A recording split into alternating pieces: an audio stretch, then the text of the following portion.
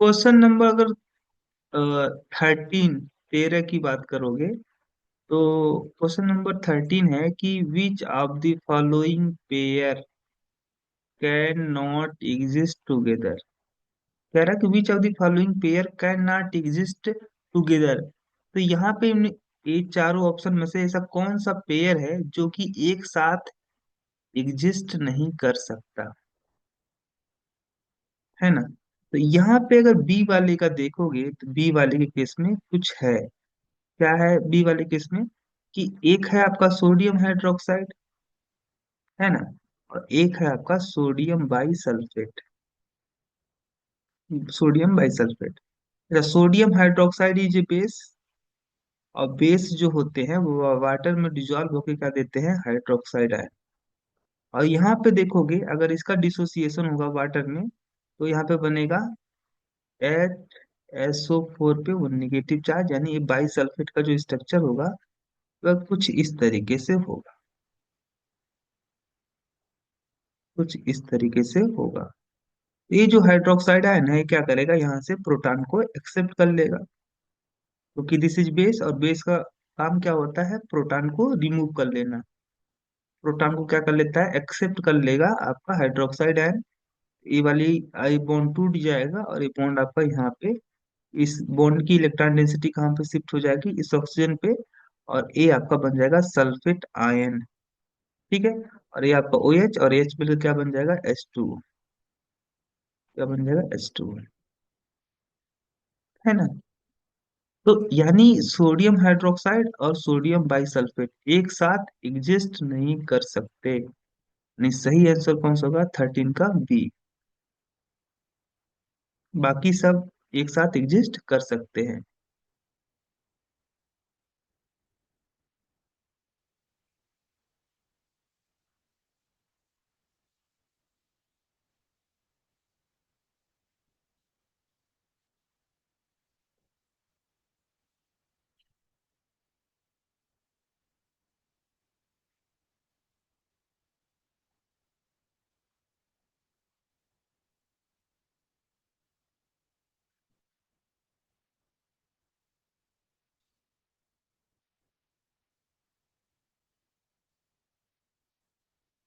अच्छा, इसके साथ ही साथ अगर देखोगे तो एक चीज और समझ में आता है कि ये वाला, अगर ए वाला कॉन्सेप्ट यहाँ पे लग रहा है, अगर दिस इज, देखो ए बेस था, और चूंकि इसने क्या दिया, सोडियम बाइसल्फाइड ने प्रोटॉन दिया, तो दिस इज एसिड और दिस इज बेस, यानी ये एसिड बेस था, और एसिड बेस आपस में क्या कर लेते हैं, रिएक्शन कर लेते हैं, और वो क्या बना लेते हैं, साल्ट बना लेते हैं। तो एसिड बेस एक साथ नहीं रह सकते, ये बात सही थी। अब साथ ही साथ अगर सी वाले का देखोगे तो सी वाले केस में भी तो यही है, सोडियम हाइड्रोक्साइड क्या देगा, हाइड्रोक्साइड आयन। और आपका ये जो सोडियम बाइकार्बोनेट है, सोडियम बाइकार्बोनेट जब वाटर में डिजोल्व होगा, ये बाइकार्बोनेट आयन देगा। स्ट्रक्चर इसका कुछ इस तरीके से होगा, इसका स्ट्रक्चर कुछ इस तरीके से होगा, है ना। ये हाइड्रोक्साइड आयन क्या करेगा, यहाँ से प्रोटॉन को रिमूव कर लेगा, और ए वाला जो इलेक्ट्रॉन डेंसिटी है, सारी इलेक्ट्रॉन डेंसिटी ऑक्सीजन के ऊपर शिफ्ट हो जाएगी, यानी इसका कुछ इस तरीके से आपका कार्बोनेट आयन बनेगा, है ना। तो OH और H मिलकर क्या हो जाएगा, H2O, है ना। OH और H मिलकर क्या बन जाएगा, H2O, और ये आपका बन जाएगा bicarbonate ion. This is also base and this is acid. Acid base एक साथ नहीं रह सकते, आपस में रिएक्शन कर लेंगे और क्या बनाएंगे, साल्ट एंड वाटर। यानी बी वाला भी नहीं रह सकता और सी वाला भी एक साथ नहीं रह सकता। यानी इस क्वेश्चन के दो आंसर सही हैं, MSQ, मल्टीपल सेलेक्ट,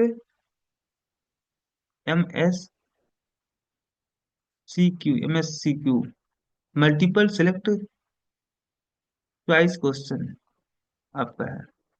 अगला क्वेश्चन नंबर 14 क्या है, क्वेश्चन नंबर 14 है कि among the following pi bond and P pi and D pi overlap could be present in. तो इनमें में से किस मॉलिक्यूल में आपका जो पाई बॉन्ड बनेगा वह पी ऑर्बिटल और डी ओवरलैपिंग, पी ऑर्बिटल और डी ऑर्बिटल के ओवरलैपिंग की वजह से इन चारों मॉलिक्यूल में से कौन सा मॉलिक्यूल ऐसा है, इन चारों मॉलिक्यूल में से ऐसा कौन सा मॉलिक्यूल है जिसमें जो पाई बॉन्ड बनेगा वो due to overlapping of p orbital and d orbital बनेगा। तो अगर फॉस्फेट की बात करते हो, फॉस्फेट में देखोगे यहाँ पे P, phosphorus atom and oxygen atom के बीच में कौन सा बॉन्ड बना है, ए सिग्मा बॉन्ड है, एक क्या है, पाई बॉन्ड है। यानी फास्फोरस और ऑक्सीजन के बीच में कैसा बॉन्ड बना है, पाई बॉन्ड बना है। यहाँ का जो फास्फोरस है वह अपना डी ऑर्बिटल यूज करेगा पाई बॉन्ड के फॉर्मेशन के लिए, और जो फास्फोर ऑक्सीजन होगा ये अपना पी ऑर्बिटल क्या करेगा, यूज करेगा for the formation of pi bond. तो 14 का कौन सा आंसर सही होगा आपका, पहला। बाकी सब में, जहां जहां बाकी सब में पाई बॉन्ड तो है, लेकिन ये सारे पाई जो बॉन्ड है ये due to overlapping of p orbital and p orbital, दो पी ऑर्बिटल के ओवरलैपिंग के, लेटरल ओवरलैपिंग की वजह से बने हुए हैं। बाकी इसमें जो आपका है वो फास्फेट आयन में यहाँ पे जो पाई बॉन्ड बना है वो ड्यू टू ओवरलैपिंग ऑफ पाई और P orbital and d orbital बना है।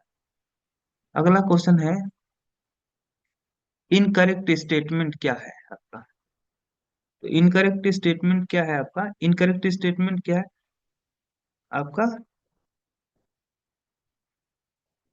Nitric oxide and nitrogen dioxide, ये दोनों जो मॉलिक्यूल हैं ये कैसे मॉलिक्यूल है, ऑड इलेक्ट्रॉन मॉलिक्यूल। यानी इनके पास में जो नंबर ऑफ इलेक्ट्रॉन है ये कैसे हैं आपके, इनके पास जो नंबर ऑफ अनपेड इलेक्ट्रॉन है वह आपके ऑड नंबर में आएंगे। तो नाइट्रिक ऑक्साइड में देखोगे तो नाइट्रिक ऑक्साइड में इसका देखोगे कि नाइट्रोजन के वैलेंस शेल में कितने इलेक्ट्रॉन थे, 5 इलेक्ट्रॉन। 5 इलेक्ट्रॉन में से 2 इलेक्ट्रॉन तो चले गए बॉन्डिंग में। इस नाइट्रोजन और ऑक्सीजन के बीच में एक बॉन्ड और बनता है। ये जो बॉन्ड बनता है ये बॉन्ड आपका, इस बॉन्ड में 3 इलेक्ट्रॉन प्रेजेंट होते हैं। 2 इलेक्ट्रॉन तो ऑक्सीजन एटम के होते हैं और एक इलेक्ट्रॉन किसका होता है, ऑक्सीजन नाइट्रोजन एटम का। और यहाँ पे आपका नाइट्रोजन के पास में कितने इलेक्ट्रॉन हो गए, देखो 2 इलेक्ट्रॉन यहाँ पे नाइट्रोजन ने लगाया बॉन्ड के फॉर्मेशन के लिए, एक इलेक्ट्रॉन यहाँ पे लगाया, 3 इलेक्ट्रॉन हो गया, और 2 इलेक्ट्रॉन यहाँ पे लगाया। तो इसके टोटल इलेक्ट्रॉन आपके कितने हो गए, 5। लेकिन अगर नाइट्रिक ऑक्साइड में देखोगे तो नाइट्रोजन के पास कितने इलेक्ट्रॉन होते हैं, 7, और ऑक्सीजन के पास में 8। तो 8 और 7 मिलकर कितना हो गया, 15 है। यानी नाइट्रिक ऑक्साइड के पास में कितने इलेक्ट्रॉन है, 15 इलेक्ट्रॉन। यानी this is odd electron species. और NO2 की बात करोगे तो NO2 के केस में क्या होगा, NO2 के केस में क्या होने वाला है कि आपका इसका स्ट्रक्चर देखोगे तो कुछ इस तरीके से होगा,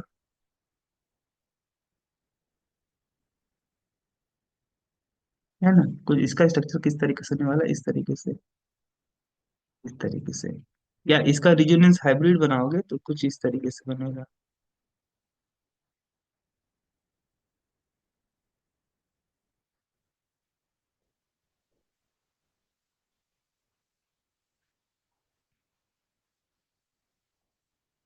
5 इलेक्ट्रॉन थे, एक दो तीन, एक इसको दे दे 4, इसके पास एक इलेक्ट्रॉन बचा, यहाँ पे पॉजिटिव चार्ज, इस तरीके से। अच्छा NO2 में देखोगे तो एक नाइट्रोजन के पास में 7 इलेक्ट्रॉन, और इसके पास 8 इलेक्ट्रॉन, और इसके पास कितने इलेक्ट्रॉन, 8 इलेक्ट्रॉन। 8 8 16, 16 और 7, 16 7 23, यानी इसके पास कितने इलेक्ट्रॉन है, 23 इलेक्ट्रॉन है, जो कि क्या है, ऑड है। यानी ये दोनों के दोनों कैसे मॉलिक्यूल है, ऑड इलेक्ट्रॉन मॉलिक्यूल है। एक बात जो है आपकी सही है, ट्रू है। अच्छा यहाँ पे देखोगे, यहाँ पे बोल रहा है कि इस कार्बोक्सिलिक एसिड में बोथ कार्बन ऑक्सीजन जो बॉन्ड है आर ऑफ इक्वल लेंथ, है ना।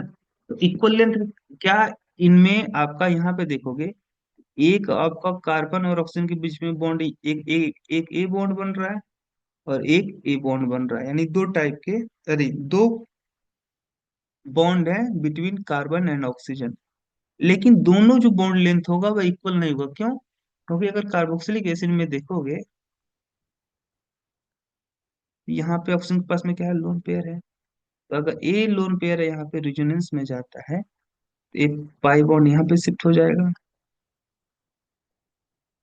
कुछ इस तरीके से आपका यहाँ पे स्ट्रक्चर बनेगा, है ना। अब यहाँ पे देखोगे तो इस ऑक्सीजन और इस ऑक्सीजन के साथ में क्या डिफरेंस है। ये वाला जो ऑक्सीजन है, इसके साथ में कोई भी एटम, आपका अदर एटम अटैच नहीं है कार्बन के अलावा। जबकि यहाँ पे देखोगे तो इसके साथ में हाइड्रोजन अटैच है ना। इसीलिए ए वाली बॉन्ड लेंथ और ए वाली बॉन्ड लेंथ आपकी दोनों इक्वल नहीं होगी, यानी ये स्टेटमेंट आपका क्या है, गलत है, इनकरेक्ट। ठीक है। हाँ, जबकि यहाँ पे देखोगे RCOONA, यानी this is salt of carboxylic acid, और इसका स्ट्रक्चर कुछ इस तरीके से होगा। हाँ, ए वाला जब रिजोनेंस करेगा तो ए वाला ये पाई बॉन्ड यहाँ पे शिफ्ट होगा, यहाँ पे डबल बॉन्ड आ जाएगा, यहाँ पे सिंगल बॉन्ड। अब ये दोनों का जो आपका इन्वायरमेंट है वो सेम है ना, तो यहाँ पे जो दोनों बॉन्ड लेंथ होगी वो सेम होगी, ये बात ट्रू है। इक्वल जो यहाँ पे बॉन्ड लेंथ होगी वो सेम होगी। और atomic radius of magnesium is greater than copper. Atomic radius जो होता है आपका मैग्नीशियम का, वो ज्यादा होता है इन कम्पेयर टू कॉपर, ये भी बात सही है। तो कॉपर जो होता है वह स्यूडो इलेक्ट्रॉनिक कन्फिग्रेशन रखता है, और स्यूडो इलेक्ट्रॉनिक कन्फिग्रेशन रखने की वजह से यहाँ पे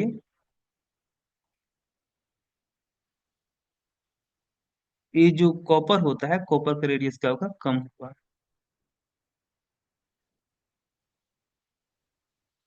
तो सही आंसर कौन सा निकल के आएगा, 14 का बी, 14 का बी।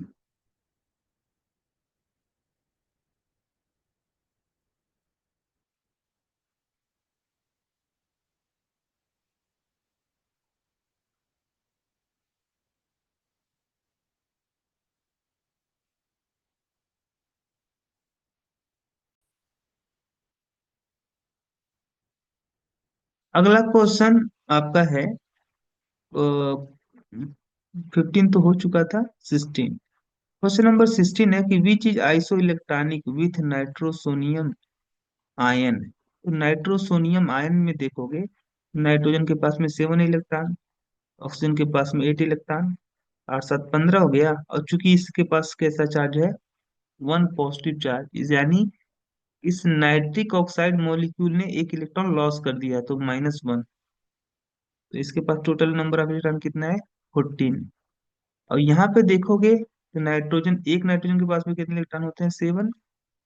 कितने नाइट्रोजन एटम है, 2। इसके पास टोटल कितने हो गए इलेक्ट्रॉन, 14। यहाँ पे देखोगे कार्बन के पास में 6 इलेक्ट्रॉन, ऑक्सीजन के पास में 8 इलेक्ट्रॉन, यहाँ पे 14।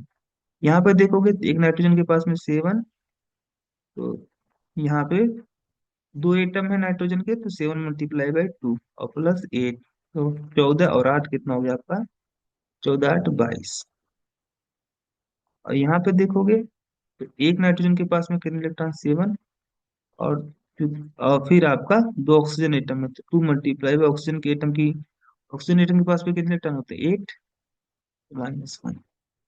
तो 7 + 16 और -1 कितना हो गया, पर 23 - 1 यानी 22 इलेक्ट्रॉन। ठीक है, यानी नाइट्रोसोनियम आयन जो है, नाइट्रोसोनियम आयन, इस नाइट्रोसोनियम आयन के साथ में कौन सा स्पीसीज आइसो इलेक्ट्रॉनिक है, तो आपका A and B। क्योंकि नाइट्रोसोनियम आयन के पास में 14 इलेक्ट्रॉन थे, तो N2 और कार्बन मोनोऑक्साइड, इन दोनों के पास में भी 14 इलेक्ट्रॉन है, यानी ये दोनों जो स्पीसीज है इस नाइट्रोनियम आयन के साथ में कैसे हैं, आइसो इलेक्ट्रॉनिक। अगला क्वेश्चन है, क्या है अगला क्वेश्चन, क्वेश्चन नंबर 17, कि विच हैज डाइपोल मोमेंट। चार मॉलिक्यूल हैं, चारों मॉलिक्यूल में से कौन सा मॉलिक्यूल आपका कैसा है, किसके पास में डाइपोल मूवमेंट है। एक तो है आपका BF3। BF3 में देखोगे इसका जो स्ट्रक्चर होगा वो कैसा होगा आपका, ट्राइगोनल प्लेन। और इसका चूंकि ए पूरा मॉलिक्यूल कैसा है आपका, यहाँ पे कोई भी लोन पेयर प्रेजेंट नहीं है, यानी इसका कैसा जो शेप है वो कैसा है, ट्राइगोनल प्लेनर है। और इसका जो डाइपोल मूवमेंट होगा वो क्या होगा आपका,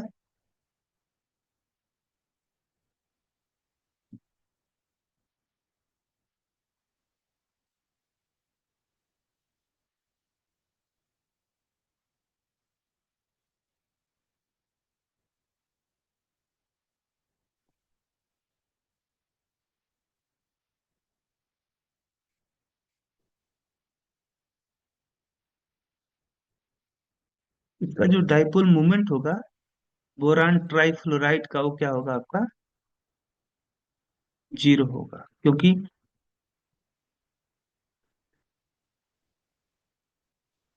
क्योंकि इसका शेप कैसा है आपका, ट्राइगोनल प्लेनर है। अगला है क्वेश्चन, अगला ऑप्शन है ट्रांस वन कमर टू डाइक्लोरोइथीन।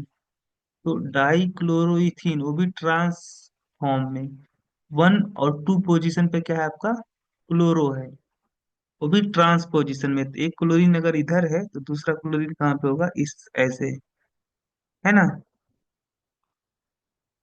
इस तरीके से। ये जब दोनों क्लोरीन एक दूसरे क्या होंगे, अपोजिट एंगल पे होंगे, यानी 180 डिग्री पे होंगे, एक दूसरे के अपोजिट होंगे, तब ये कैसा फॉर्म होगा आपका, ट्रांसफॉर्म। और जब दोनों सेम साइड होते, यानी दोनों के बीच में अगर 0 डिग्री का एंगल होता, तो ये आपका सिस फॉर्म में कहलाता। अच्छा, यहाँ पे देखोगे क्लोरीन पे निगेटिव चार्ज, क्योंकि chlorine is more electronegative in compare to carbon. और यहाँ पर भी क्या होगा, निगेटिव चार्ज। यहाँ पे जो डाइपोल मूवमेंट की दिशा होगी कुछ इस तरीके से होगी, और इस तरीके से। तो ये एक आपका डाइपोल मूवमेंट इधर की तरफ है, और दूसरा डाइपोल मूवमेंट इधर की तरफ है, दोनों क्वांटिटी सेम होगी। दोनों डाइपोल मूवमेंट का जो मैग्नीट्यूड होगा वो सेम होगा, लेकिन एक दूसरे क्या होंगे, अपोजिट होंगे। तो सेम आपके दो वेक्टर जिनका मैग्नीट्यूड क्या हो, सेम हो, लेकिन वह एक दूसरे के अपोजिट हो, तो जो नेट डाइपोल मूवमेंट बनेगा वो क्या बनेगा, जीरो। यानी इसका डाइपोल मूवमेंट जीरो है, इसका डाइपोल मूवमेंट क्या होगा, जीरो होगा। अब पैरा डाइक्लोरोबेंजीन की बात करते हो, पैरा डाइक्लोरोबेंजीन, इसका डाइपोल मूवमेंट इधर की तरफ और इसका डाइपोल मूवमेंट इधर की तरफ।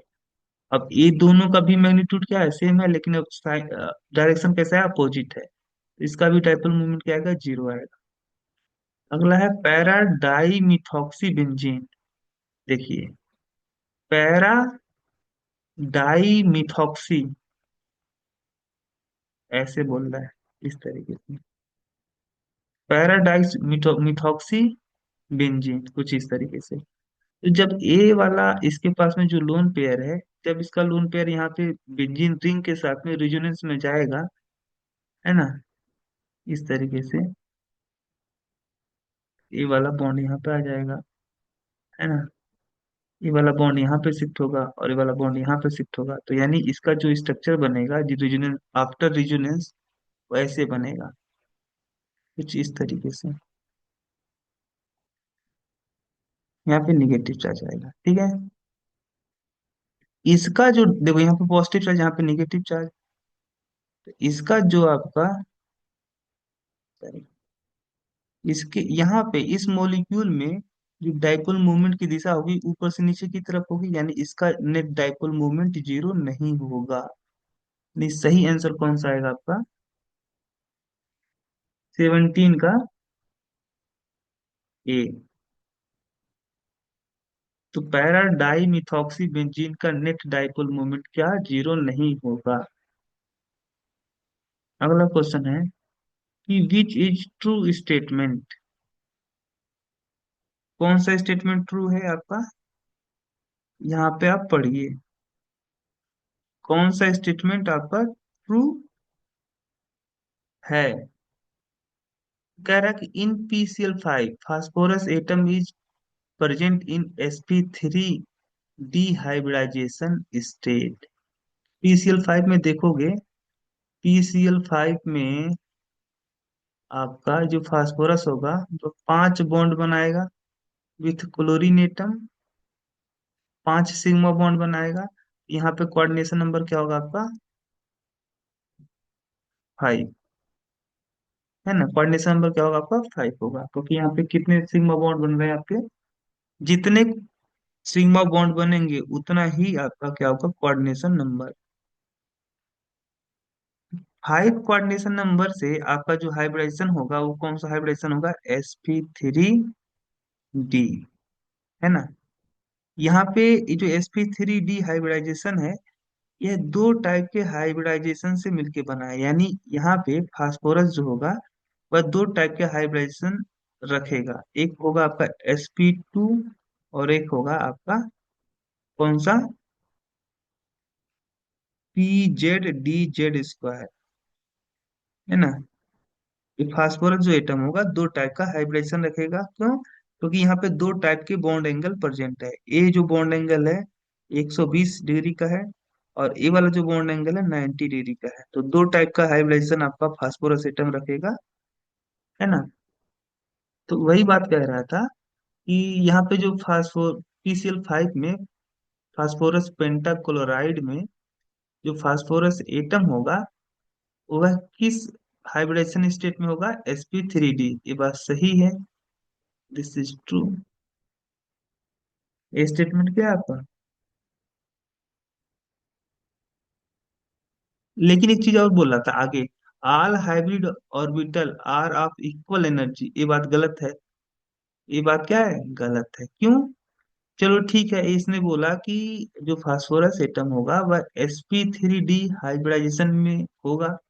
ये बात तो सही है, लेकिन यहाँ पे सारे हाइब्रिड ऑर्बिटल की एनर्जी सेम नहीं होगी। क्यों? क्योंकि अब ये जो हाइब्रिड ऑर्बिटल होगा इसकी एनर्जी कुछ और होगी, और ये जो हाइब्रिड ऑर्बिटल है इसकी एनर्जी कुछ और होगी।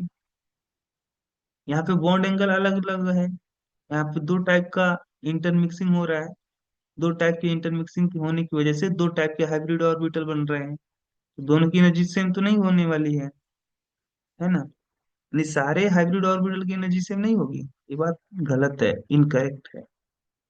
अगला है इन जेनान टेट्राफ्लोराइड। इन जेनान टेट्राफ्लोराइड, जेनान के आखिरी सेल में कितने इलेक्ट्रॉन होते हैं? 8 इलेक्ट्रॉन। 8 इलेक्ट्रॉन में से इसने 4 इलेक्ट्रॉन कहाँ पे लगा दिए? शेयरिंग में। 4 इलेक्ट्रॉन इसने शेयर कर दिए फ्लोरीन के साथ में for the formation of bond. तो 4 इलेक्ट्रॉन तो जेनान के खर्च हो गए। बचे कितने? 8 थे, 8 में से 4 खर्च हो गए, बचे 4। एक लोन पेयर, एक इधर, एक लोन पेयर इधर। यानी इसका जो स्ट्रक्चर इसका, अच्छा यहाँ पे देखोगे इसका, यहाँ पे अगर आप देखोगे इसका कोऑर्डिनेशन नंबर क्या है? इसका कोऑर्डिनेशन नंबर है तो 4 सिग्मा बॉन्ड और 2 लोन पेयर, यानी इसका कोऑर्डिनेशन नंबर हो गया 6। और कोऑर्डिनेशन नंबर 6 होने से इसका जो हाइब्रिडेशन आएगा वह होगा sp3d2। इसका शेप कैसा होगा आपका? इसका शेप होगा, इसकी ज्योमेट्री की बात करोगे तो ऑक्टाहेड्रल, और शेप की बात करोगे तो टेट्रागोनल प्लेनर, है ना। अच्छा, इसके बारे में क्या बोल रहा था कि यहाँ पे जो जेनॉन एटम है वो प्रेजेंट है कहाँ पे? sp3 हाइब्रिडाइजेशन स्टेट में। ए स्टेटमेंट भी आपका क्या है? गलत है, इनकरेक्ट है। sp3 हाइब्रिडाइजेशन में नहीं, sp3d2 हाइब्रिडाइजेशन में प्रेजेंट है। अगला है इन PCl5 three sp3d hybrid orbital have different energy from the rest two hybrid orbital। ये स्टेटमेंट ट्रू है। अभी मैंने जस्ट बात किया, ये जो sp2 हाइब्रिड ऑर्बिटल होंगे जिनकी संख्या 3 होगी और इनकी संख्या 2 होगी, इनकी एनर्जी सेम होगी। इनकी एनर्जी कुछ और होगी, इनकी एनर्जी कुछ और होगी। तो यही बोल रहा था कि फास्फोरस पेंटाक्लोराइड में जो 3 sp3d हाइब्रिड ऑर्बिटल होंगे इनकी एनर्जी कुछ और होगी, बाकी अदर 2 हाइब्रिड ऑर्बिटल से। यानी ये स्टेटमेंट आपका क्या है? ट्रू है। यानी सही करेक्ट आंसर जो निकल के आएगा वह कौन सा आएगा? क्वेश्चन के अकॉर्डिंग जो आपका ऑप्शन सही ऑप्शन होगा वह होगा सी, है ना। अगला आपका है कि in methane, all sp3 hybrid orbital on carbon atom have equal energy, yes correct, है ना। कि हाइब्रिडेशन की डिफिनेशन आप क्या पढ़े हो? अच्छा, मीथेन में देखोगे तो मीथेन में ये जो कार्बन एटम होगा वह चार बॉन्ड बनाएगा विथ हाइड्रोजन एटम। यहाँ पे नंबर ऑफ सिग्मा बॉन्ड कितना होगा? 4। नंबर ऑफ सिग्मा बॉन्ड 4 होने की वजह से यहाँ पे जो कार्बन का हाइब्रिडाइजेशन निकल के आएगा वो कैसा होगा आपका? sp3। कैसा आएगा? sp3।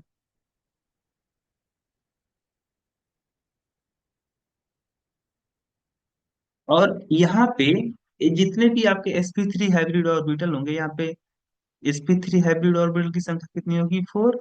और चारों के चारों जो sp3 हाइब्रिड ऑर्बिटल होंगे उनकी एनर्जी क्या होगी? सेम होगी, क्योंकि हाइब्रिडेशन क्या कहता है? हाइब्रिडेशन एक ऐसा फिनोमेना होता है जिसमें एक ही एटम के जो डिफरेंट ऑर्बिटल होते हैं जिनकी एनर्जी लगभग सेम होती है, इक्वल होती है, वो आपस में इंटरमिक्स होकर के एनर्जी के आदान प्रदान करके एनर्जी का आदान प्रदान करके सेम एनर्जी का, सेम ओरिएंटेशन का और सेम नंबर में आपके न्यू ऑर्बिटल बनाते हैं जिन्हें हाइब्रिड ऑर्बिटल कहते हैं, और ये जो फिनोमेना होता है उसे हाइब्रिडेशन कहते हैं। ये बात तो आपकी ट्रू है, यानी ये आपका डी वाला भी ऑप्शन क्या होगा? सही होगा, यानी यहाँ पे दो ऑप्शन सही होंगे, सी एंड डी। अगला क्वेश्चन है कि which of the following is planar, इनमें में से कौन सा आपका प्लेनर है? तो ये वाला जो आपका मॉलिक्यूल है ना, जेनान टेट्राफ्लोराइड, ये इसका जो होगा जेनान के आखिरी सेल में 8 इलेक्ट्रॉन, 4 इलेक्ट्रॉन तो यहाँ पे इंगेज हो जाएंगे सिग्मा बॉन्ड के फॉर्मेशन में विथ फ्लोरीन, और यहाँ पे दो लोन पेयर बचेगा, एक एबव एक बिलो होगा। और इसका जो शेप होगा कैसा होगा? इसका जो शेप होगा वह होगा आपका स्क्वायर प्लेनर। अच्छा, इसका देखोगे जेनान टेट्राफ्लोराइड का, तो यहाँ पे जेनान टेट्राफ्लोराइड में आपका सिग्मा बॉन्ड की संख्या कितनी है? 4। यानी इसका कोऑर्डिनेशन नंबर कितना होगा? 4। हाइब्रिडाइजेशन कैसे क्या होगा आपका? sp3। शेप कैसा होगा? टेट्राहेड्रल, है ना। तो ये तो नहीं हो सकता प्लेनर। हाँ, जेनान O2 और F2, इसकी बात करते हो तो इसका कुछ इस तरीके से, यहाँ पे देखो दो, दो चार, दो छह, और यहाँ पे 6 इलेक्ट्रॉन तो आपके इंगेज हो गए बॉन्ड के फॉर्मेशन में, और एक आपका लोन पेयर बच गया। यहाँ पे नंबर सिग्मा बॉन्ड की संख्या कितनी है? 1 2 3 4, 4 सिग्मा बॉन्ड और एक लोन पेयर, एक लोन पेयर, यानी यहाँ पे कोऑर्डिनेशन नंबर कितना होगा? 5। कोऑर्डिनेशन नंबर 5 होने से इनका जो हाइब्रिडेशन होगा वह होगा sp3d, है ना, sp3d। और इसका जो शेप होगा वो सीसा आपको कैसा होगा? इसका जो शेप होने वाला है वह कुछ इस तरीके से होगा।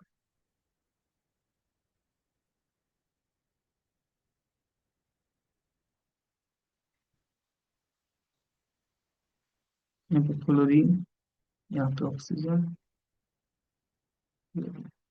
इसका शेप होगा आपका सीसा, सीसा, सीसा शेप होगा इसका। ये भी प्लेनर नहीं है, क्योंकि यहाँ पे जो लोन पेयर होगा वो रिपल्सन की वजह से इसका जो शेप होगा वो डिस्टर्ब हो जाएगा। दिस इज आल्सो नॉट क्या? प्लेनर। और जेनान ट्राई ऑक्साइड क्लोरीन, इसका देखोगे तो जेनान जो होगा 3 ऑक्सीजन के साथ में पाई बॉन्ड बनाएगा और एक के साथ में सिग्मा बॉन्ड। दो, दो चार, दो छह, एक साथ, एक इलेक्ट्रॉन इसका बच जाएगा। यही साथ ना, जेनॉन, हाँ, एक इलेक्ट्रॉन इसका बच जाएगा। ये भी आपका क्या होगा? आपका प्लेनर नहीं होगा, ये भी आपका टेट्राहेड्रल होगा। यानी करेक्ट आंसर आपका जो होगा क्वेश्चन के अकॉर्डिंग वो डी वाला होगा, क्योंकि दिस इज प्लेनर। अगला क्वेश्चन है कि the bond between carbon atom first and carbon atom second in compound. इस कंपाउंड में देखोगे,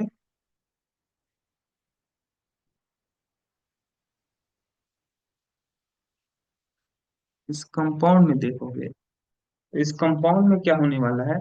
एक कार्बन फर्स्ट एटम है, एक कार्बन सेकेंड एटम है। ये वाला जो कार्बन है, एक सिग्मा बॉन्ड, दो सिग्मा बॉन्ड, यानी ये वाला कार्बन एटम कितने सिग्मा बॉन्ड बना रखा है, तो दो सिग्मा बॉन्ड। और इसने कितने सिग्मा बॉन्ड बना रखा है, one two three, three sigma bond. तो इसका हाइब्रिडेशन होगा आपका sp, और इसका क्या होगा, sp2, sp sp2 यानी करेक्ट आंसर होगा आपका क्वेश्चन नंबर 20 का जो करेक्ट आंसर होगा वह होगा आपका सी। अगला है hydrogen bond is strongest in. तो एक तो आपका हाइड्रोजन बॉन्ड बन रहा है बिटवीन हाइड्रोजन एंड सल्फर, एक बॉन्ड बॉन्ड बन रहा है आपका हाइड्रोजन फ्लोरीन, एक बन रहा है हाइड्रोजन ऑक्सीजन के बीच में, एक बन रहा है हाइड्रोजन नाइट्रोजन के बीच में। अच्छा देखो, हाइड्रोजन हाइड्रोजन जो बॉन्ड है, या हाइड्रोजन बॉन्ड जो है जिन एटम के बीच में बन रहा है, या हाइड्रोजन बॉन्ड जिन एटम के बीच में बन रहा है, इन एटम के बीच की जो इलेक्ट्रोनेगेटिविटी का डिफरेंस है वह जितना ज्यादा होगा, हाइड्रोजन बॉन्ड की स्ट्रेंथ उतनी ही क्या होगी, ज्यादा। तो हाइड्रोजन और फ्लोरीन की जो इलेक्ट्रोनेगेटिविटी का डिफरेंस होगा वह मैक्सिमम होगा, क्या होगा, मैक्सिमम। हाइड्रोजन और फ्लोरीन एटम के बीच की जो इलेक्ट्रोनेगेटिविटी का डिफरेंस होगा वह मैक्सिमम होगा। मैक्सिमम होने की वजह से यहाँ पे जो बॉन्ड आपका हाइड्रोजन बॉन्ड बनेगा वह क्या होगा, आपका मैक्सिमम होगा हाइड्रोजन बॉन्ड की स्ट्रेंथ। यानी करेक्ट आंसर होगा आपका 21 का सी। अगला क्वेश्चन है, अगला क्वेश्चन है,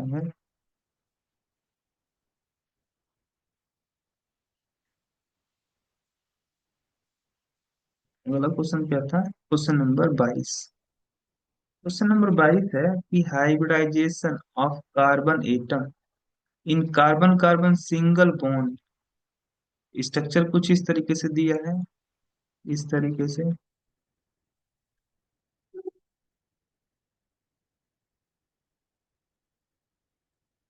स्ट्रक्चर कुछ इसका इस तरीके से दिया हुआ है। यहाँ पे देखोगे तो कार्बन कार्बन एटम के बीच में क्या है, सिंगल बॉन्ड। और इन्हीं सिंगल बॉन्ड के लिए हाइब्रिडाइजेशन की बात कर रहा था। ये वाला कार्बन एटम एक सिग्मा बॉन्ड, दो सिग्मा बॉन्ड, यानी इसका कोऑर्डिनेशन नंबर 2 होगा, और इसका हाइब्रिडाइजेशन sp, और इसका sp2, क्योंकि इसने एक दो तीन सिग्मा बॉन्ड बना रखा है। और थ्री सिग्मा बॉन्ड बनाने की वजह से इसका जो हाइब्रिडाइजेशन होगा वह होगा आपका sp2, sp2।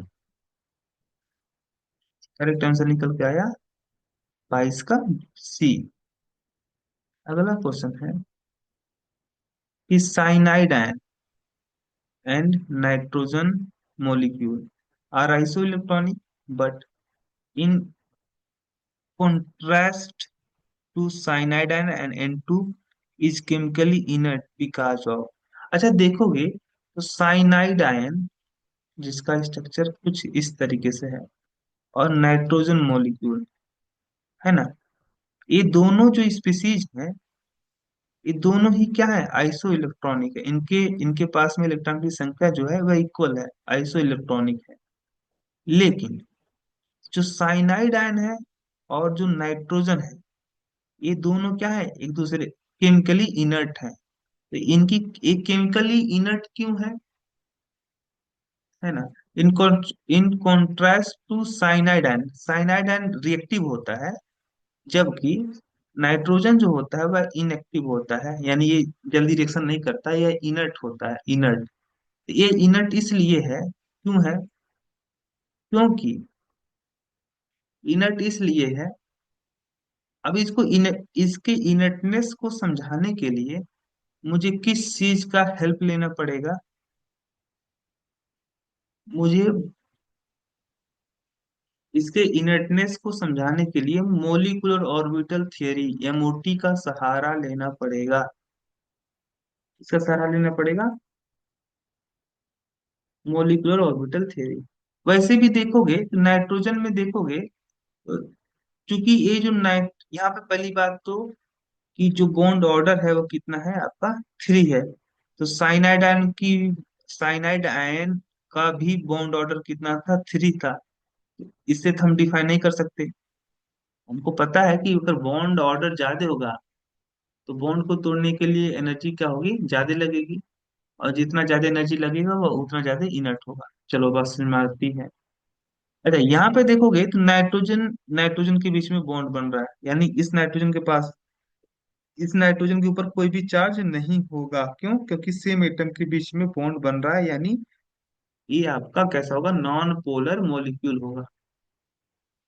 क्योंकि सेम एटम के बीच में बन रहा है बॉन्ड। इसकी पोलरिटी क्या है, जीरो है। इसमें कोई पोलरिटी नहीं है, यहाँ पे कोई चार्ज का सेपरेशन नहीं है कि पॉजिटिव चार्ज अलग हो गया और निगेटिव चार्ज अलग हो गया। दो पोल मुझे नहीं दिखाई पड़ रहे हैं, पॉजिटिव पोल और निगेटिव पोल, है ना। तो एक कारण तो आपका ये है कि अब्सेंस ऑफ पोलरिटी, यहाँ पे पोलरिटी जो प्रेजेंट नहीं है नाइट्रोजन मोलिक्यूल के अंदर, इसीलिए क्या है आपका, इनर्ट है। क्या है, इनर्ट। तो सही आंसर होगा आपका 23 का बी। 23 का क्या होगा, बी।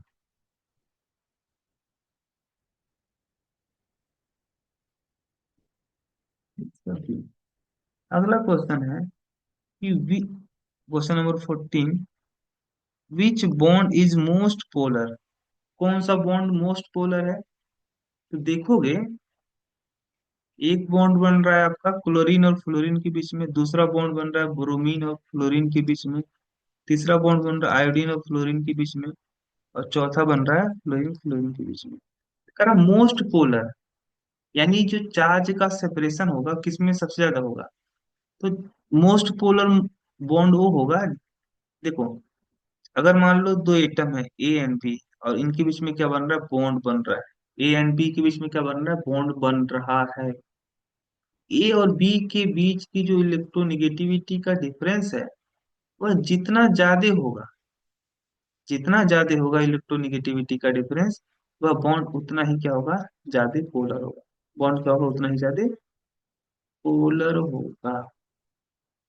तो सबसे ज्यादा इलेक्ट्रोनिगेटिविटी का डिफरेंस कहाँ पे देखने को मिलेगा, आयोडीन और फ्लोरीन के बीच में, क्योंकि आयोडीन की इलेक्ट्रोनिगेटिविटी सबसे कम है और फ्लोरीन की इलेक्ट्रोनिगेटिविटी सबसे ज्यादा है ना। तो सही आंसर इसका निकल के आएगा सी वाला। अगला है आपका क्वेश्चन नंबर 25, कि which of these is weakest. अच्छा, यहाँ पे आयनिक बॉन्ड है, कोवलेंट बॉन्ड है, मेटेलिक बॉन्ड है और वंडर वॉल बॉन्ड है। तो सबसे ज्यादा जो स्ट्रॉन्ग बॉन्ड होता है वो मेटेलिक बॉन्ड होगा, उसके बाद आयनिक बॉन्ड होगा, उसके बाद आपका कोवेलेंट बॉन्ड होगा, और सबसे कम वीक जो आपका बॉन्ड होगा वंडर वाल फोर्स होगा। वंडर वाल फोर्स। सबसे वीक बॉन्ड कौन सा है, वंडर वाल फोर्स।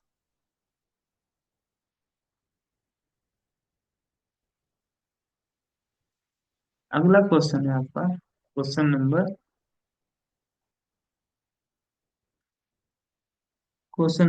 26। क्वेश्चन नंबर 26 क्या है? क्वेश्चन नंबर 26 है कि among the following species identify the isostructural pair। आपको आइडेंटिफाई करना है किसका स्ट्रक्चर सेम होगा। ऐसे पेयर को आपको चूज करना है जिनका स्ट्रक्चर का हो, सेम हो, सेम। तो अगर मैं एक बात करूं, NF3 और NO, देखो एक है NF3 और एक है नाइट्रेट आयन। इसका स्ट्रक्चर देखोगे तो यह कुछ इस तरीके से होगा, पिरामिडल शेप होगा इसका। और इसका जो शेप होगा वह कैसा होगा, इस तरीके से। यानी इसका जो शेप होगा ट्राइगोनल प्लेनर होगा, ट्राइगोनल प्लेनर। Trigonal planar. तो ये आपका पिरामिडल शेप, और इसका शेप कैसा, ट्राइगोनल प्लेनर।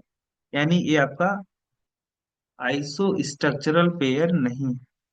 एक है आपका NF3 नाइट्रोजन ट्राइफ्लोराइड, एक है आपका HN3। अच्छा, NF3 का स्ट्रक्चर कैसा है, ट्राइगोनल, सॉरी, पिरामिडल। और इसका स्ट्रक्चर देखोगे, इसका स्ट्रक्चर कुछ इस तरीके से, कुछ इस तरीके से। तो इसका तो लीनियर हो गया, ये तो लीनियर है। ये भी आपका iso electronic species, sorry, iso structural pair नहीं है। एक है आपका NF3। NF3 का स्ट्रक्चर कैसा है, पिरामिडल। और हाइड्रोनियम आयन का देखोगे, हाइड्रोनियम आयन में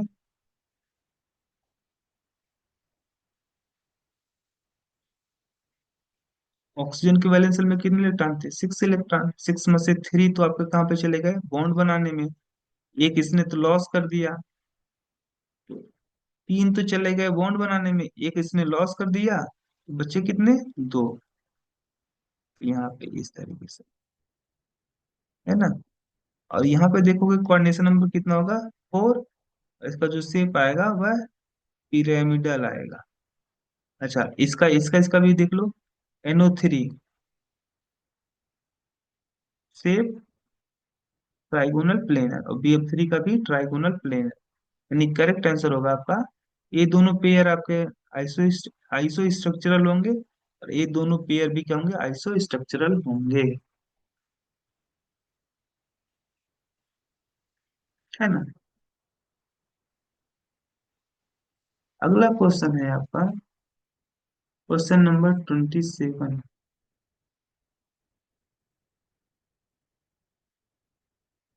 क्वेश्चन नंबर 27। क्वेश्चन नंबर 27 क्या है, कि the critical temperature of water is higher than that of O2 because H2 molecule has, H2O का जो क्रिटिकल टेम्परेचर होता है ना, वह क्या होता है, हाई होता है। और O2 यानी ऑक्सीजन का जो क्रिटिकल टेम्परेचर होता है वो लो होता है। ऐसा क्यों, क्योंकि H2O मॉलिक्यूल में क्या होता है आपका, H2O देखो, O2 क्या है आपका, नॉन पोलर मॉलिक्यूल है। कैसा है, नॉन पोलर मॉलिक्यूल। और H2O कैसा है, पोलर मॉलिक्यूल है। तो पोलर, वाटर मॉलिक्यूल में पोलरिटी प्रेजेंट होने के कारण से वाटर मॉलिक्यूल के बीच में जो फोर्स ऑफ अट्रैक्शन वो होता है वह ज्यादा होता है। और ज्यादा होने की वजह से इसे, इसको लिक्विफाई करने के लिए मुझे बहुत ज्यादा टेम्परेचर कम करने की जरूरत नहीं पड़ती है, या हाई टेम्परेचर पे भी क्या हो जाता है आपका, लिक्विफाई हो जाता है। तो सही आंसर होगा आपका डाइपोल मोमेंट।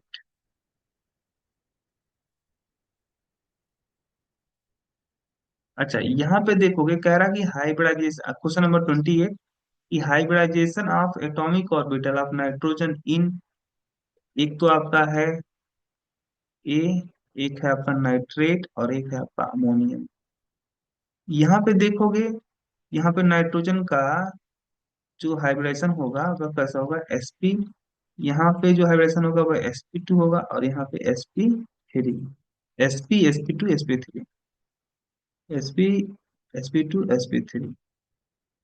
अगला क्वेश्चन है 29, कि which of the following are isoelectronic. अब इसके लिए तो मुझे थोड़ा सा ज्यादा मेहनत करनी पड़ेगी देखने के लिए, कौन सा आइसो इलेक्ट्रॉनिक है। एक तो नाइट्रेट है, नाइट्रेट में कितने इलेक्ट्रॉन प्रेजेंट है भाई, नाइट्रोजन का 7, और 8 3 24, और 1, 7 + 24 + 1, 24 से 25, 25 7 32, 32 इलेक्ट्रॉन। कार्बोनेट में देखोगे, कार्बोनेट में कार्बन के पास में 6 इलेक्ट्रॉन, 3 × 8 और +2, तो 6 + 24 + 2, तो भी 26, 26 6, 26 6 32। यानी आपका ये दोनों जो स्पीसीज हैं, दोनों जो आयन है, वह आइसो इलेक्ट्रॉनिक है, करेक्ट आंसर, सॉरी, ये आपका आइसो इलेक्ट्रॉनिक हो गया। बाकी इसका देखोगे, बाकी किसी का भी अगर देखोगे ना, किसी का भी, तो कोई भी आपका पेयर जो होगा वह आइसो इलेक्ट्रॉनिक आपको देखने को नहीं मिलेगा।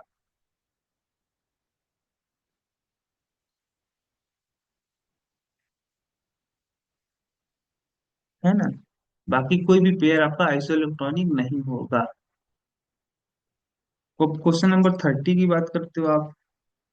क्वेश्चन नंबर 30 है कि among the following grouping which represent collection of isoelectronic species।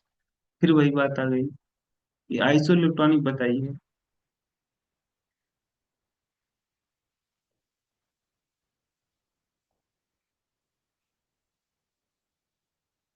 तो देख लेते हैं भाई। एक है आपका नाइट्रोसोनियम आयन, एक है कार्बाइड आयन, एक है आपका ऑक्सीजन मॉलिक्यूल, एक है कार्बन मोनोऑक्साइड।